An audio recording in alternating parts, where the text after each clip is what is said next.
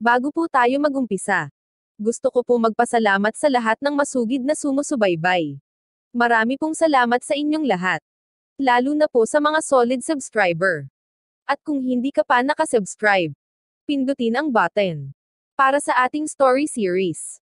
Marami din pong salamat sa mga masipag mag-share. Maligayang pagbisita at pagbabalik po sa ating munting channel. Narito na po ang karugtong ng ating istorya. Ika-129 na kabanata. Ang turista sa New York. Ang kapatid na babae ni Ben ay darating. Si Alex ay na-surprise. Alam nilang lahat na si Ben ay may kapatid na babae, na nag-aaral pa sa high school.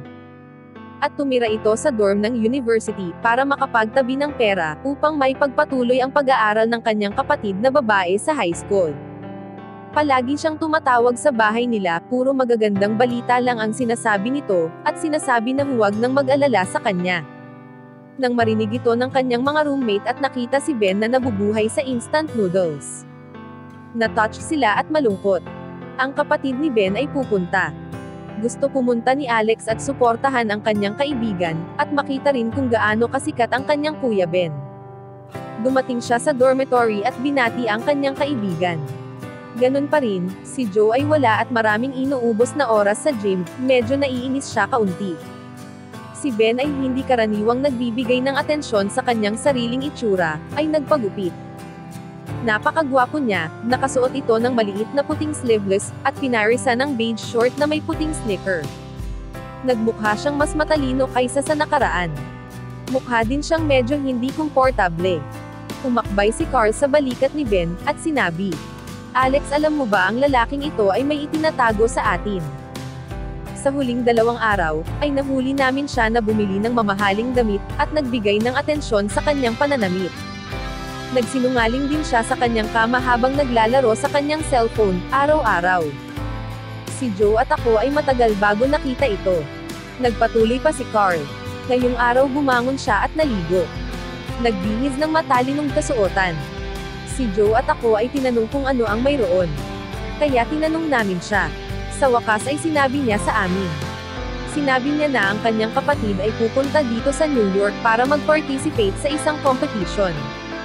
At habang nandito siya, pupunta siya at bibisitahin ang kanyang kuya. Nakita na namin ang picture ng kanyang kapatid, at napakaganda niya.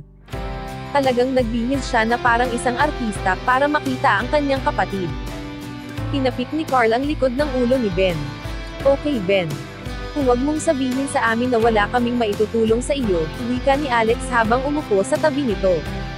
Pinuri niya ang forma nito.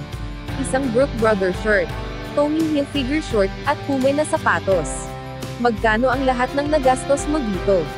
Binitawan ni Alex ang kanyang damit. Tumayo ito ng tuwid. Ito ang unang pagkakataon na nagsuot siya ng mamahaling damit, at masaya ang kanyang pakiramdam. Ayaw niyang masira ang damit. Tumingin siya sa kanyang mga kaibigan na may nahihiyang ngiti. Ang damit ay $200, ang short ay $250, at ang sapatos ay $300. Nakita ni Ben na nakatingin sa kanya si Alex at Carl, na na-surprise, at mabilis na nagpaliwanag.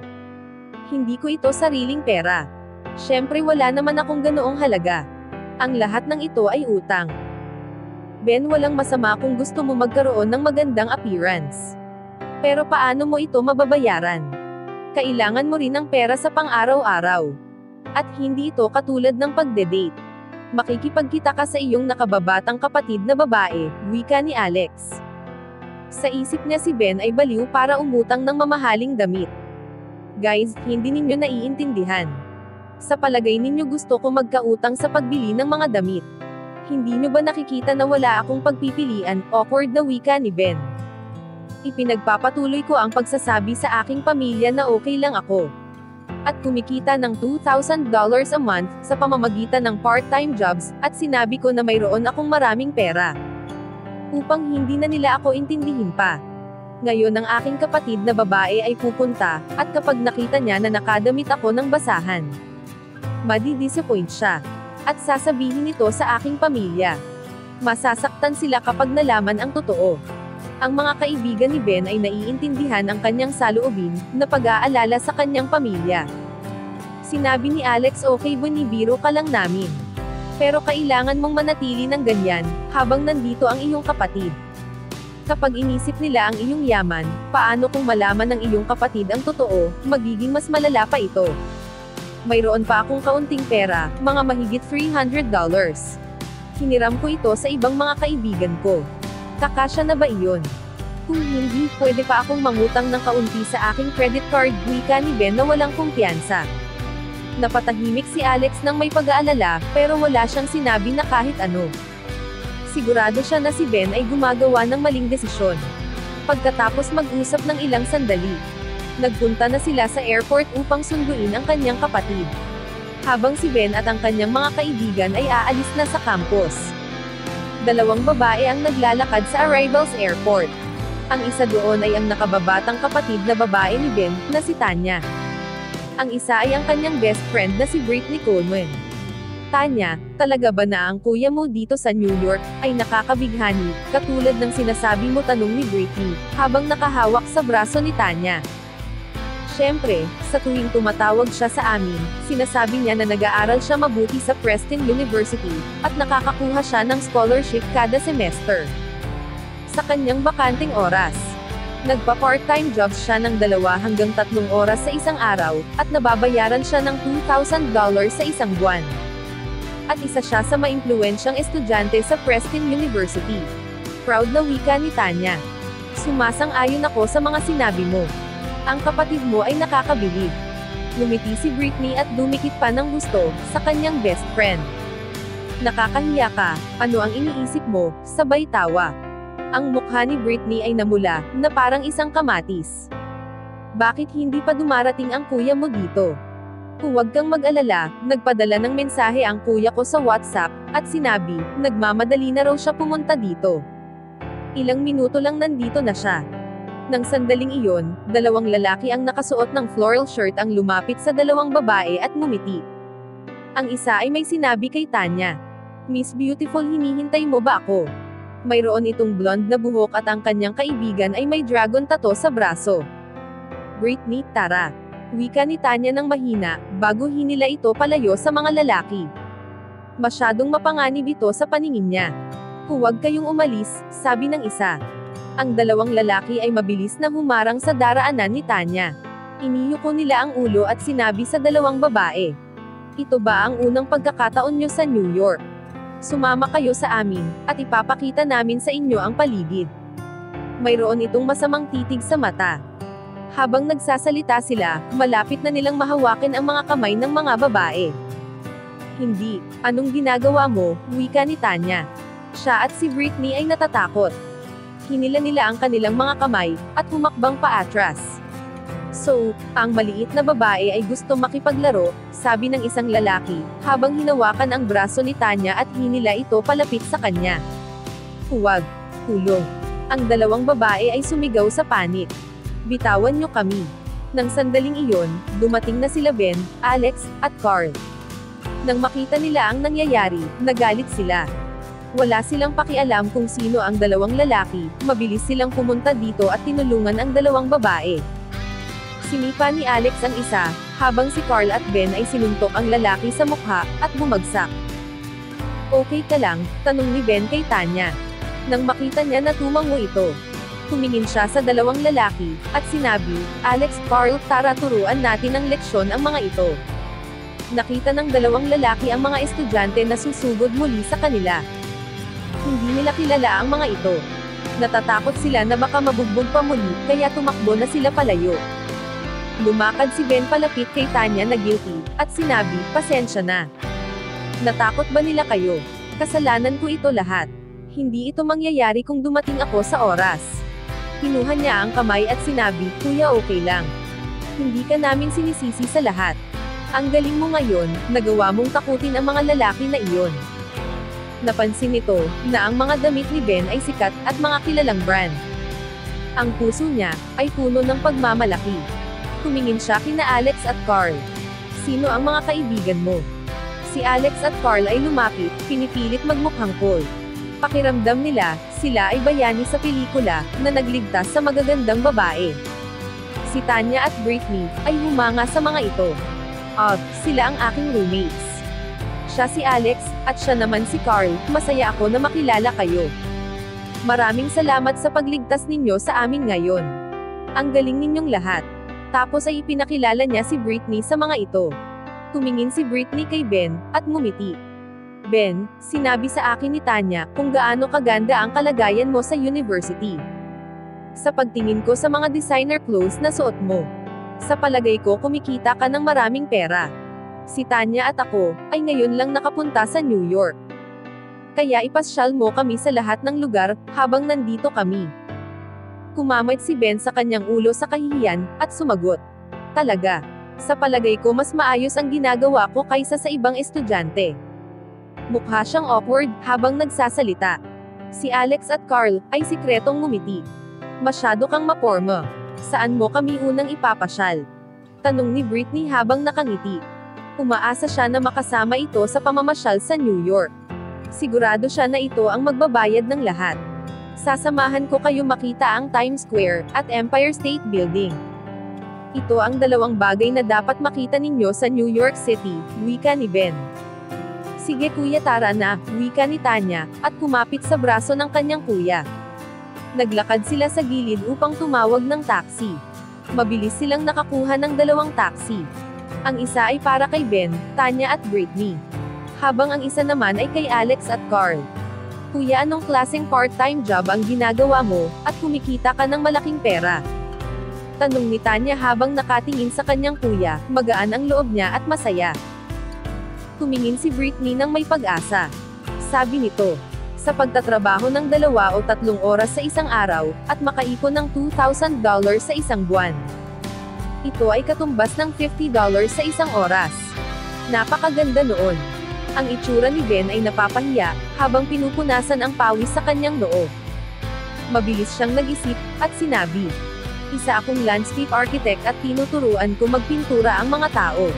Ang New York ay malaking syudad, at ang mga mayayamang tao, ay hindi nag-aalala sa paggastos ng pera. Ang $50 sa isang oras, ay hindi malaki sa kanila. So, iyon pala ang ginagawa mo. Kuya, ang galing mo, masayang tawa ni Tanya. Habang tinitingnan ni Britney si Ben, mas lalo niya itong nagugustuhan. At gustong mapalapit sa kanya. Sinabi pa nito, gusto ko ring mag-aral ng landscape architecture. Kapag nag-graduate na ako, ikaw ay nasa malaking kumpanya na. Tapos tulungan mo ako sa aking career. Pag-usapan na lang natin yan, kapag dumating na ang oras. Alam niyang kapag nalaman ng kapatid niya, at ni Britney na nagsisinungaling siya, mawawala ng gana ito sa kanya. Alam niyang mamamatay siya sa kahihiyan, kapag nangyari ito. Si Ben at ang kanyang mga kaibigan, ay dinala si Tanya at Britney, sa Times Square at Empire State Building. Inilibre niya ito ng mga snacks, sa New York coffee shop, at bumili ng souvenir sa gift shop. Sa maikling oras, si Ben ay nakagastos na, ng mahigit $100. Mayroon na lang siya na $200 na natitira. Gusto niyang ilibre si Tanya at Britney, ng isang maayos na hapunan, sa isang magandang hotel room, pero wala siyang idea kung magkano ang magagastos doon. Kumagat si Britney sa kanyang labi, at sinabi sa kanya, tara, mahaba na ang nilakad natin, gutom na ako. Ben, dadalihin mo ba kami kung saan maganda maghapunan? Tara na. Hindi sigurado si Ben kung ano ang gagawin. Nag-isip siya, pwede namin sila dalihin sa campus, at ilibot. Pagkatapos, para sa hapunan, kakain kami sa Beautiful Cuisine, sa campus restaurant. Pero dahil sa pagtatanong ni Britney ng may pag-asa, wala siyang masabi na kahit ano. Naramdaman niya na ang pagdala sa Beautiful Cuisine, ng campus restaurant, ay hindi maganda, at walang paggalang. Ben, anong problema? Hindi ka ba makapagdesisyon kung saan restaurant tayo pupunta ngayong gabi? Sige, okay lang, huwag mong madaliin ang iyong sarili, sa pagpapasya kung saan pinakamagandang restaurant tayo pupunta. Isa pa, 2 taon ka na dito sa New York. Alam mo na kung saan ang magagandang lugar, wika ni Britney. Nagpatuloy pa ito. Si Tanya at ako ay isang mahirap lang sa ating lugar. Kapag nandoon na tayo sa restaurant, kukuha kami ng larawan, at ipo-post sa Instagram. Huwag mo kaming pagtatawanan. Huwag kang mag-alala Brit, hindi tayo pagtatawanan ng kuya ko. Kapag nandoon na tayo, Kukunan ko ng larawan, ang lahat ng ulam na o-orderin natin sa loob ng magandang restaurant. Ang ating mga kaibigan ay maiinggit sa akin, sa pagkakaroon ng isang mahusay na kuya. Si Ben ay naging mapagbigay. Ang dalawang babae ay halos maubos na ang kanyang pera, simula nang dumating ito kaninang umaga sa New York. Sa pagtingin nito sa kanilang excited na mukha, si Ben ay patuloy na ngumiti. Pero sa loob, siya ay nagpapanik. Wala na siyang idea kung ano ang susunod na gagawin. Si Carl ay lumakad, at sinubukan tumulong. Sabi niya, si Ben ay gusto kayong imbitahan maghapunan sa isang seafood bar. Ang seafood bar ay isang maliit na kainan, malapit sa aming campus, at napakasikat nito sa mga estudyante. Hindi man ito kasing busy ng Beautiful Cosin o Coffee Palace, mayroon itong magandang kapaligiran. Ang mas mahalaga ay ikonsidera ang natitirang pera ni Ben, at ito ay affordable. Ang seafood bar, ano iyon? Inilabas ni Britney ang kanyang cellphone, at nag-search sandali. Sa wakas ay nakita na niya. At binasa. Sariwang seafood, para sa lahat at katamtamang budget. Mula sa harapang larawan, ito ay isang pambansang hapunan, katulad ng sa bahay. Carl, alam kong binibiro mo lang kami. Si Ben ay hindi kami dadalihin maghapunan sa ganyan. Kumikita siya ng $2,000 a month. Hindi niya kami dadalihin sa mumurahin na kainan. Ang mukha ni Ben ay lalong namutla, at nadagdagan pa ang pagiging awkward. Napansin ni Tanya na may kakaiba dito. Kuya, bulong nito, iniisip kung ano ang nangyayari. At sinabi nito, sa totoo lang ang seafood bar ay mukhang maayos naman. Mahilig kami sa isda. Tara pumunta na tayo doon. Si Britney ay hindi na convinced. Sabi nito, makinig ka. Si Ben ay hindi kailangan ang lahat ng kanyang pera, at pumunta tayo dito sa New York. Sa palagay ko, pabayaan mo ang iyong kuya, na ilibre tayo ng hapunan sa isang magandang lugar. At sinabi mo diba, gusto mong kumuha ng larawan, at i-post sa Instagram. Ang seafood bar na ito ay kamukha ng isang hapunan sa ating lugar. Ang lahat ay pagtatawanan tayo kung ipo-post natin ang lugar na iyon. Hindi natin pwede aksayahin ang oras natin sa New York, sa pagkain sa ganoong lugar. Sumagot si Tanya, sino ang may pakialam sa iniisip ng iba? Kung saan ako dadalihin ni kuya para kumain, kakain ako. Pero sa totoo lang siya ay napapaisip at nadidismaya. Kailangan niyang sumama sa kanyang kuya. Si Ben, na nakatayo sa pagitan ng dalawang babae ay nalilito. Gusto niyang sumigaw, at itigil na ang pagtatalo. Dadalihin ko kayo sa pinakamagandang restaurant dito sa New York para kumain. Pero alam niyang hindi niya kayang bayaran ito. Sumingit na si Alex, itigil muna ang pagbibiro sa iyong kapatid. Tumingin siya sa dalawang babae, at sinabi, bago pa namin kayo sunduin. Napag-usapan na naming tatlo. At nagpasya kami na ililibre namin kayo ng hapunan sa Yellow Garden ngayong gabi. Ano sa palagay ninyo? Kung hindi kayo masaya doon, pwede tayong pumunta sa iba. Ano, sa isip ng dalawang kaibigan niya. Nabigla ang mga ito. Ang Yellow Garden ay isang kilalang sikat na restaurant sa New York, at napakamahal dito. Para sa kanilang 5, nakakain doon. Kailangan ni Ben ng mga mahigit $600, pero nasa $200 na lang mahigit ang natitira sa pera niya.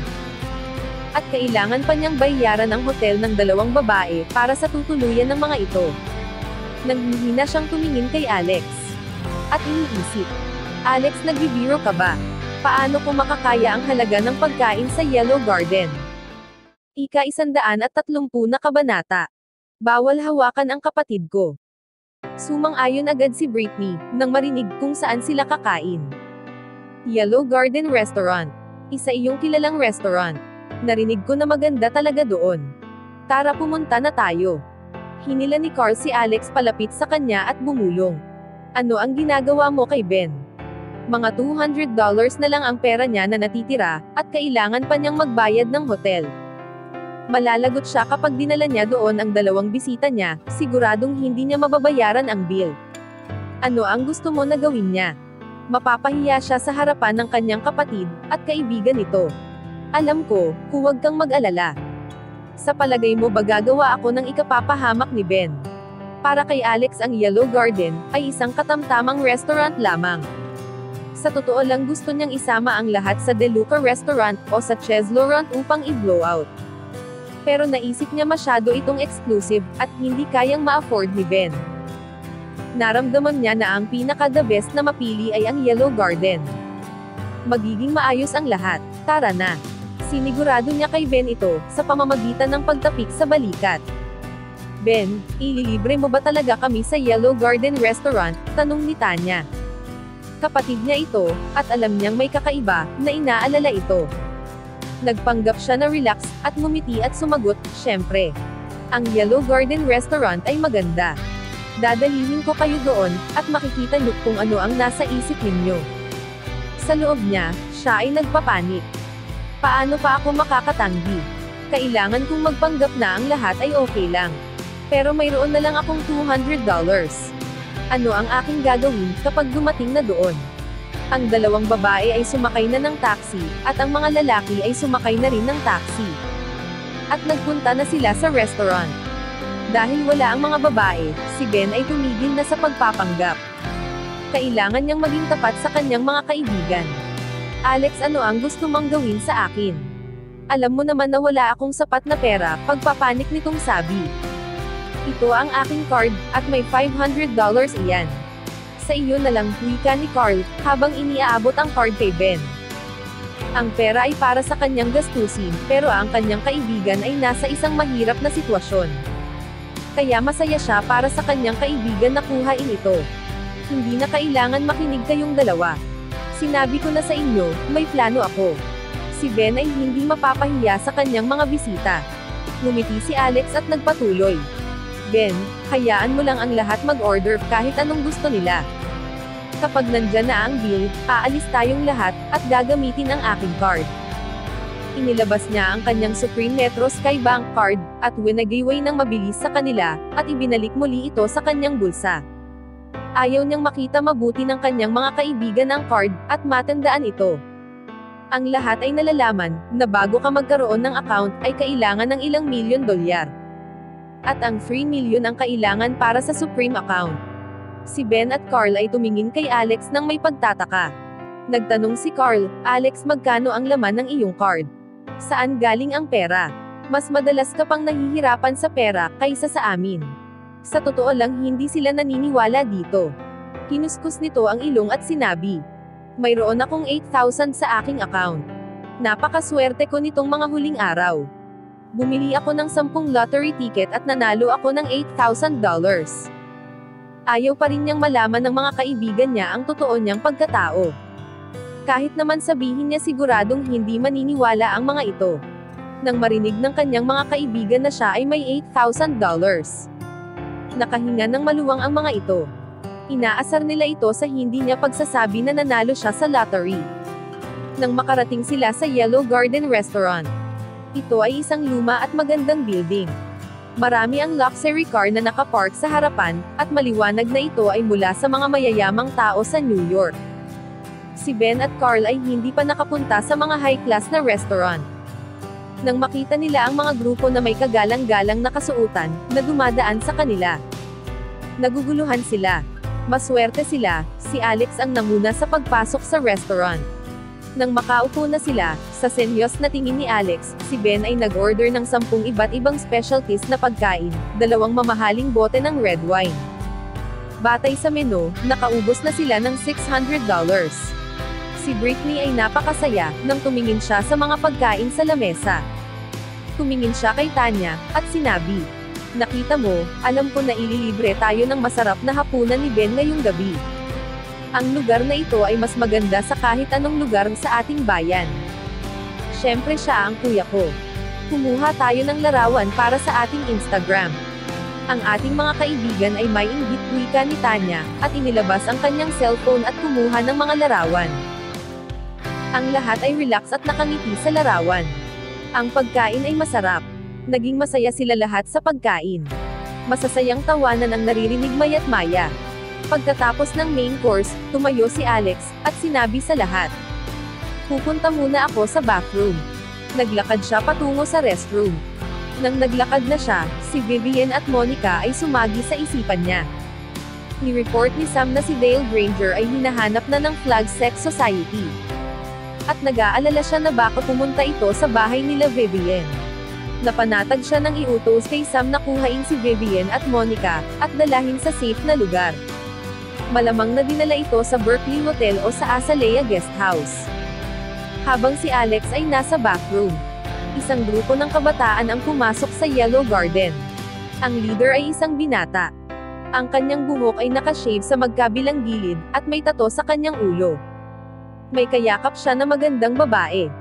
Ang binata ay si Corey Davis. At ang kanyang ama ay isa sa mga leader ng Flag Sect. Dahil ang Flag Sect Society, ang bagong kumo-control sa New York underworld.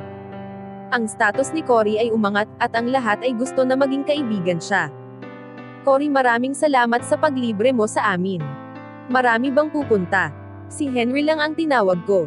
Sabi niya malapit na siya. Mas mabuti kung kaunting tao lang. Hindi ko kayang tumayo sa mga taong ito.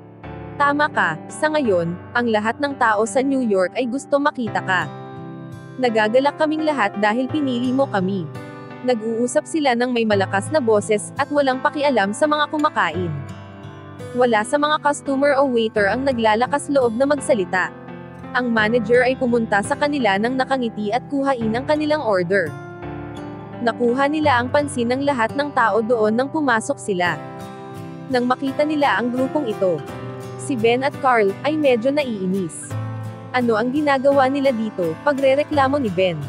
Natatandaan niya ang dalawang lalaki na nangharas kay Tanya sa airport. Iniharang ni Ben ang kanyang kamay sa ulo, at si Carl ay iniyuko ang ulo. Hindi maganda ang pakiramdam niya at ayaw niyang makita sila ng mga ito. Mayroon mga 6 o 7 lalaki ang grupo nito. Mukhang ang binata na kalbo ang kanilang pinuno.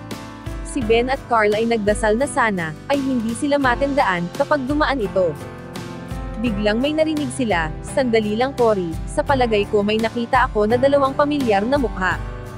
Nang makalapit sila dito, at nakita si Ben, ang 2 lalaki ay nakilala sila. Narinig ni Ben, ang 2 pamilyar na boses, at sinabi, Steve Rich, sila ba ang nambugbag sa inyo? Nakita pa niya ang isang lalaki. Kahit na si Darren Roger ay isang university student, wala siyang interes sa pag-aaral.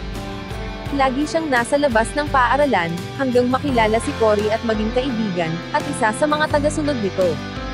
Sa ilalim ng impluwensya ng kanyang magulang. Ang girlfriend niyang si Donna ay hiniwalayan na siya. Ang pansin ni Darren ay napunta kay Ben. Nang sandaling iyon, nagkatinginan silang dalawa.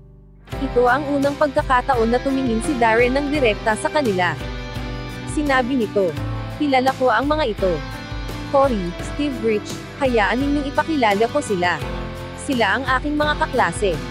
Sila ay walang kwenta. Mga pares ng talunan.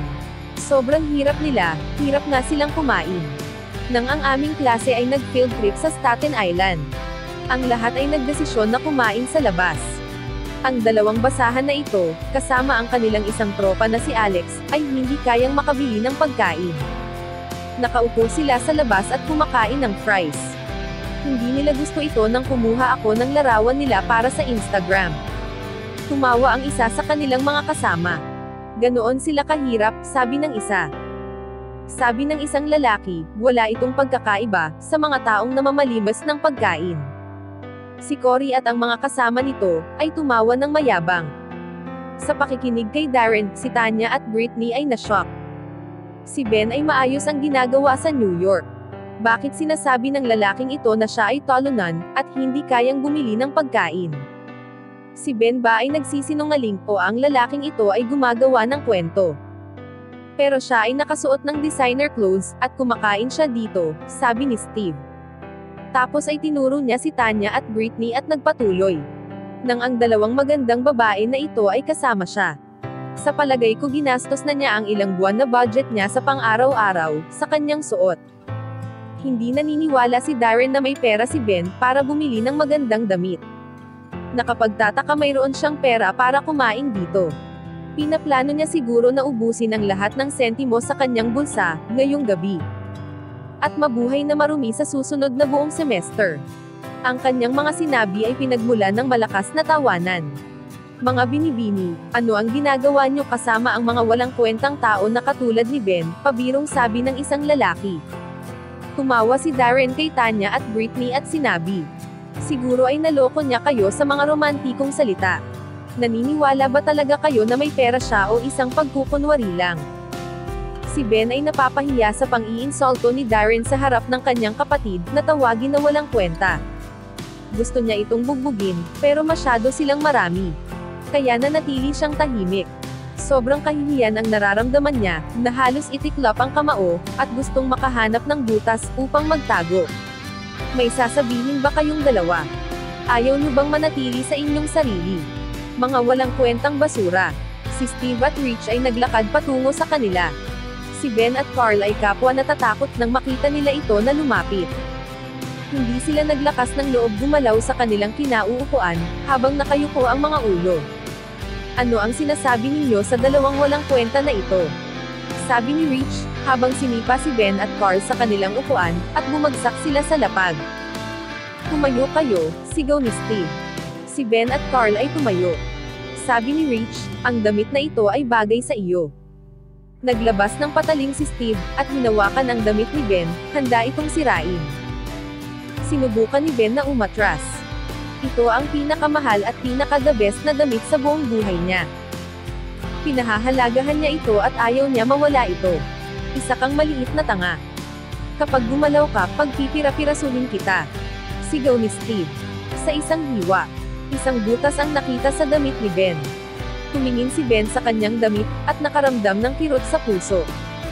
Umaasa siya na isusuot ito sa mga pag-attend ng event o mahahalagang okasyon, hanggang sa susunod na taon. Ngayon ay hindi na niya ito maisusuot. Tingnan niyo kung gaano kahina ang lalaking ito. Hindi niya kayang tumayo para sa kanyang sarili. Anong klaseng talunan ito? Tumawa si Darren. Sinipa ni Steve si Ben sa dibdib. Natumbo siya at bumagsak sa kanilang lamesa, at nahulog sa lapag. Nang sandali ring iyon, si Carl ay sinipa rin ni Rich. Si Britney ang pinakamalakas na sumigaw sa restaurant, si Tanya ay lumapit upang tulungan ang kanyang kuya. Ang dalawang babae na ito ay maganda. Binitawan ni Cory ang kanyang girlfriend, at tumingin kay Tanya. Iniunat nito ang kanyang kamay at kukurutin ang puwet nito. Huwag, umatras si Tanya sa takot. Nararamdaman niya kung gaano kadelikado ang grupo na ito. Halika pretty girl. Niyakap ni Cory ang leeg nito, at ng kanyang hilahin para yakapin. Sumigaw ito. Nang sandaling iyon nakarinig silang lahat ng sigaw. Huwag mo siyang hawakan. Nang sandali ring iyon may tumama sa likod ng kanyang ulo. Umatras siya ng ilang hakbang. Binitawan niya si Tanya. Okay ka lang? Pag-aalalang tanong ni Ben habang niyakap ito. Nang makita niya na hahawakan ito ni Cory, hindi siya nagdalawang isip. Nagmadali siya at sinuntok ito sa likod ng ulo. Makukonsinti niya ang panghahamak sa kanya. Pero hindi siya papayag na itrato ng ganoon ang kanyang kapatid. Hindi siya papayag. Kahit ang presidente pa, ay hindi siya papayag na itrato ito ng ganoon. Hanggang dito na lang po muna. Sana po, ay nagustuhan nyo ang ating story series. Sa mga bagong tagapakinig, mas okay po kung mag-uumpisa kayo sa episode 1. Maraming salamat po sa pakikinig. Pwede po bang humingi ng subscribe bilang pagsuporta sa ating munting channel. Hanggang sa susunod po muli. Stay safe and God bless.